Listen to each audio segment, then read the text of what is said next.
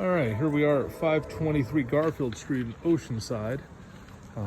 Good size driveway. Looks like you could get 3 cars across. Maybe even nudge one up there by the basketball hoop up the front tightly. You wouldn't be able to get anything tall because of the roof line. We'll talk about the lack of a garage here. It's been a conversion. I'll show you that in a few moments inside. Nice front yard, beautiful ocean breeze here in the evening. I'm not gonna say quiet neighborhood, but I'm gonna say a loud neighborhood, and I'll talk about that more in the back. Don't know if you could just can hear the train from here. It is not directly on the train. You're not getting hit with it. It is a mid-neighborhood street.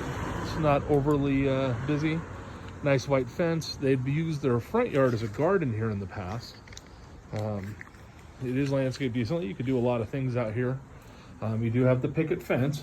We'll take you on into the house here. This is a 3-bedroom, 2-bath, right at, going looking here for it, 1,100 square feet. One of the initial things I did catch, it does have a security door. You can leave it locked all night, still have the wind passing through the house. Because of a beautiful glass front door.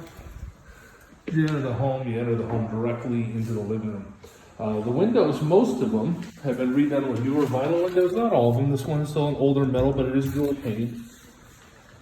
Living room does not have any natural light in it. You would have to definitely either put in lights or lamps. Not a problem here though.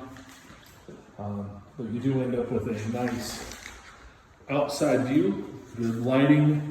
Has the glass tier at the top, the wedge. Low water use landscaping. The dining area, this would be your dining area right here. It is not big. You would definitely put maybe at best a 4-person table. Not that I would probably be eating inside myself if I lived here. Kitchen, it's actually well maintained. House has a fresh coat of paint. Still smells like the paint. Newer appliances have been brought in. There is a lack of lighting though. This lighting is with the light on the video camera, and you can see it is not the brightest kitchen in the world. The kitchen counters themselves could use a redo. They're the old laminate style cover, but does have a dishwasher, fridge, and you have your stove. I'm going to talk about this now. The garage has been converted, and I'm going to walk out into the garage. I don't know how you quite want to class this. It could be a hobby space. I find it interesting. It's better lit than some of the other rooms. Could be an in-law apartment, I guess, if you really wanted to. I think it'd be more of a utility space. It does have a small little closet at best. Maybe just a little storage in there. It's definitely been added onto the front of the house. This is the back of the front door of the house, of the garage. That was that garage we showed from outside, almost like you'd put in your lawnmower or whatever, almost like a shed on the front of the home. Out here in this space, they've also moved the washer dryer off the original 1-car garage and brought the water heater in. And I'll show you where the water heater was inside the house originally. But they've done some piping. They repiped it, brought everything over here, and tried to make it as usable as possible here. Only concern there is that looks like the dryer duct going up into the ceiling. Lint doesn't necessarily fly up. That does run the risk of being clogged in a issue later. You come out around the side here. That gate that I mentioned on the side there is space. There is a space here on the side. I'm not quite sure what the utility here is, but you can see the hollow out from the other side. But ultimately, if you did something with the gate, it is fixed. If you could turn that into a pivoting gate, you could actually use some of this space back here for your car. Again, if it was me living out here, I'd be looking at the fact that my kitchen would be there. I would actually have an outdoor dining. There is a nice patio here, has been epoxied. They've definitely put in some lighting to try to spruce it up. You do have the original, looks like washer hookups. Very common in this area of house, having a washer outside. So I think that's where it originally was, and they've added a fountain at some point. Well, I brought up the noise originally. You can see maybe a little bit, maybe the lighting in the back, you can see there are some what appear to be apartments across the alleyway. And we'll go back out to that alleyway in a minute. Going on back through the house, the laminate floors are nice. They've been redone. They're a gold, not going to say golden oaky, they're a little bit more than that. You'll see them here in the light. But as we get down there, this was the original water here. You can see the piping, where they've now repiped it outside and taken all those features out there, including the gas line. So again, to the floor, so you can see the colors, more of a walnut. Here's the hallway bathroom. It is nicely done. They're not the biggest bathrooms in the world. One plug in it. You do have the shower though. Going on in, this is I would call this bedroom number 3, ceiling fan, lit. Again, not a big one. Probably get a queen bed in there and make it livable. I was wondering about this. I don't think it has central heat. It seems like there's one wall heater in the whole home. That'd be worth looking at. Going on, I'm gonna go to the master here first. This would be the master bedroom. I think a king bed would be a tight fit.